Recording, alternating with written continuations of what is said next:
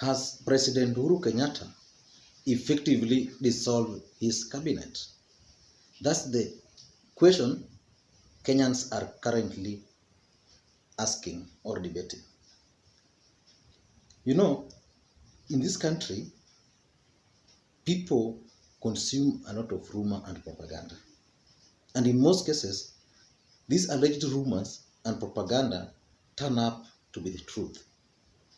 So the last 3 days, there has been a lot of rumors that President Uhuru Kenyatta is likely to dissolve the cabinet and appoint new ones. So today, that rumor reached a high level.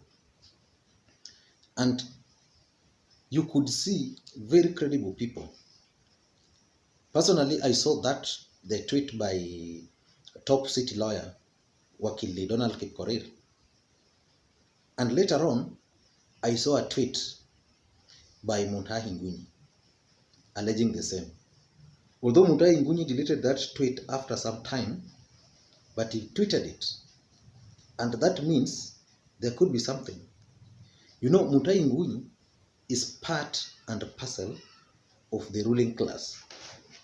The guy is well connected within this government.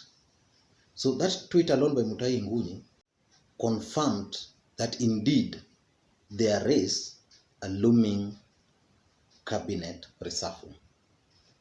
What is not clear is whether Uhuru has actually sent the entire cabinet and the and the permanent secretaries home. That's not very clear. But what is now clear is that there is a looming cabinet reshuffle. And this rumor did not start today. This rumor started with the handshake. And the way this whole thing about the handshake has been handled,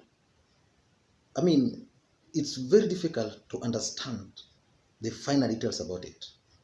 Raila Odinga has kept it close to his chest. Very few people, including those who are believed to be very close to him, do not understand this handshake. On the other side, Uhuru too has kept a lot of secrets about this handshake. So probably they are planning to do a cabinet reshuffle. But why would Uhuru Kenyatta reshuffle the cabinet? In my view, a lot of things has been happening in this country. Number one, corruption is a cancer eating this country. And Uhuru has realized that some of his cabinet ministers are deeply entrenched in this corruption cartel. So he wants to do away with them. Because most of them have now served for 6 years. That's enough time to understand the way system operates.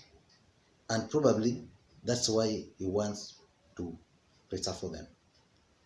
Number two, I think the politics of 2022 is going to be very dirty and very ugly. As a matter of fact, Uhuru Kenyatta and Raila Odinga are rumored to be planning to work together. And you know, William Ruto is already on a campaign mode. And the guy is campaigning. And the guy is entrenching himself.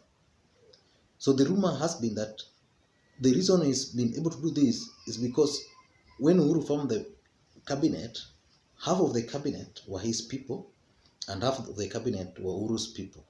So probably Uhuru now wants a cabinet that is actually his people. People he can tell to do this and they will do.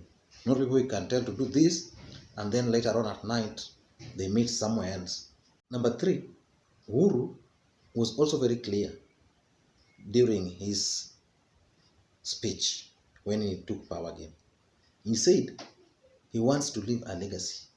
And the legacy he promised to leave was a united country. And you know, some of these cabinet ministers have been involving themselves in divisive politics. And Uhuru has not been very happy. Just last week in Bondo, there was that small element when Uhuru was telling CS Rashid Mohammed to stop insulting or or fighting Raila Odinga, because Raila Odinga is an old man.